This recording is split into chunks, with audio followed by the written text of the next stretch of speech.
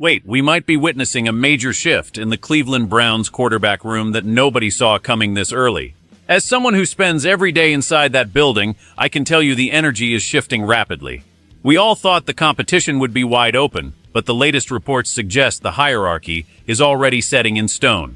It feels like a turning point that could define our season before it even starts.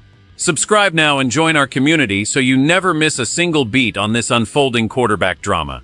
Cheddar Sanders is currently facing a massive uphill battle as he tries to claim the starting job for our Cleveland Browns. I've been digging into what's happening behind the scenes, and the reality is quite different from what many of us hoped for during the draft. After only a few voluntary install practices, there are strong indications that Deshaun Watson has already secured a significant inside edge to be named the team's starting quarterback. This news comes directly from the latest observations inside the facility, and it's a development that changes everything for the upcoming summer. Our new head coach, Todd Monken, is reportedly looking to make an official announcement before training camp even kicks off, which puts the young prospect in a very tight spot. He essentially has only about 6 weeks to close a gap that seems to be widening by the day. To understand how we got here, we have to look at what general manager Andrew Berry was thinking during the draft. The Browns actually had eyes on Alabama quarterback Ty Simpson. Andrew Berry was monitoring the board closely, weighing the value of every passer. However, when the Los Angeles Rams snatched Simpson at number 13, the Browns shifted their focus to building the infrastructure around the position instead. If Berry had traded up or if Simpson had fallen to 24, this entire competition might have been over before it began. But now, we are left with a room that includes Watson, the young rookie, and even developmental arm Talon Green, who was added in the 6th round. The coaching staff, led by Monken, is trying to find stability, but the shadow of the past looms large. Watson hasn't played a full healthy season in years, dealing with shoulder injuries, Achilles issues, and long absences from the field. Yet, the team is still looking at him as the primary option despite the massive contract and the history of struggles. It is a complex situation where the financial commitment and the need for veteran experience are clashing with the potential and popularity of the younger talent. We are watching a high-stakes game of chess, where every practice rep counts more than ever for the future of this historic franchise today. The impact of this decision goes far beyond just who takes the first snap against our rivals. When we look at how the young quarterback is handling this pressure, there is a lot to admire about his resilience.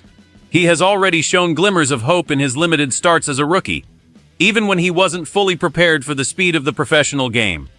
The fans in Cleveland have really taken a liking to him because he brings a certain spark and confidence that we haven't seen in a while. He recently mentioned that he appreciates how the current coaching staff understands his learning style. He noted that when a coach speaks life into him, it produces the best possible results. This human connection is vital for a young player trying to unseat a veteran with nearly a decade of experience. The play style differences between the two options are also striking. While the veteran has traditionally thrived in practice settings, his live game performance has been inconsistent at best since arriving in town.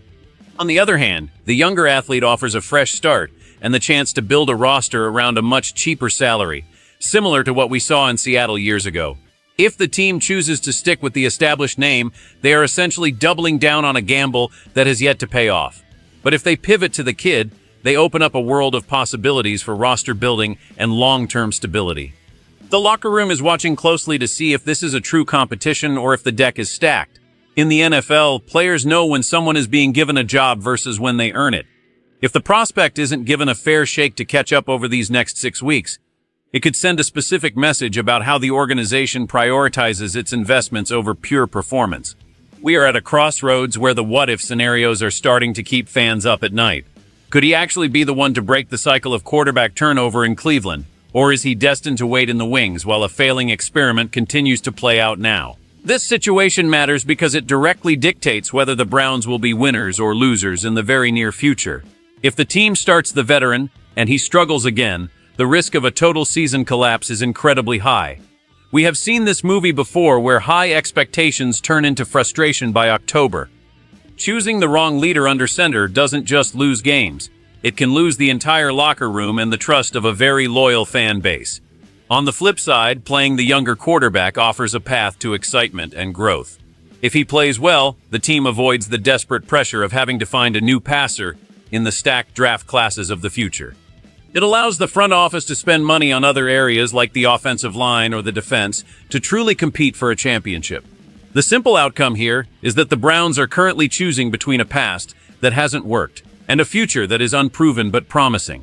For an older fan who has seen decades of quarterback changes, this feels like a familiar tension.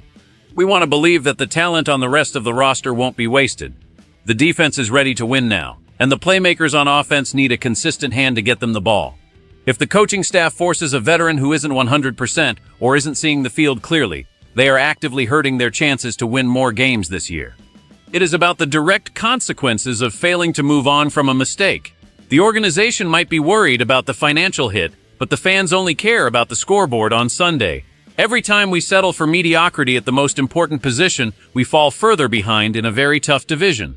This decision will define the legacy of the current regime. Will they be remembered as the ones who finally found the answer, or the ones who held on to a bad deal for too long? The stakes couldn't be higher for the Cleveland Browns as they head toward training camp with a giant question mark at quarterback for everyone to see. Let's look at the two paths this could take because the contrast is stark. In the best-case scenario, the veteran finds his old form under the guidance of the new coaching staff. He stays healthy for all 17 games and finally justifies the massive investment the team made years ago. In this version of reality, the Browns are a powerhouse, the offense is explosive, and the veteran leads us deep into the playoffs. It would be a story of redemption that every fan would love to see. But then there is the worst-case scenario, and it is one we know all too well. If the veteran starts and suffers another injury or simply cannot produce, the season could be over before it even reaches the halfway point. We would be left wondering why we didn't give the young kid a chance when the energy was behind him.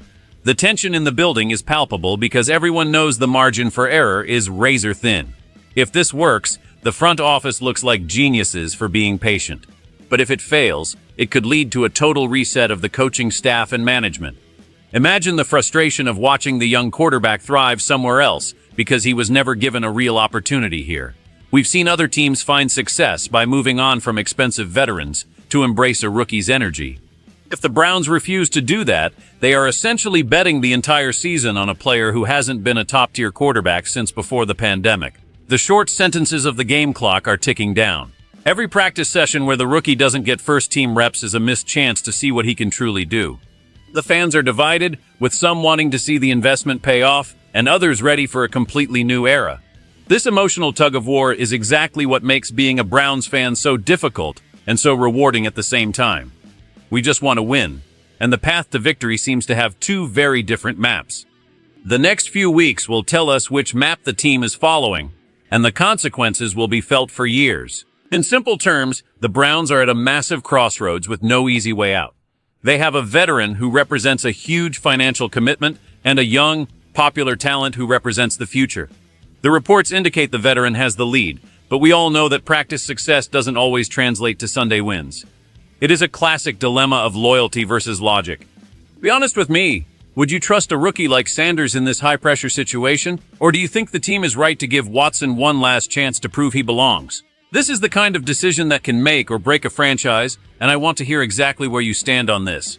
Your voice matters in this community, and we are going to be tracking every update as training camp approaches. If you love the Browns as much as I do, make sure to hit that like button and subscribe to the channel.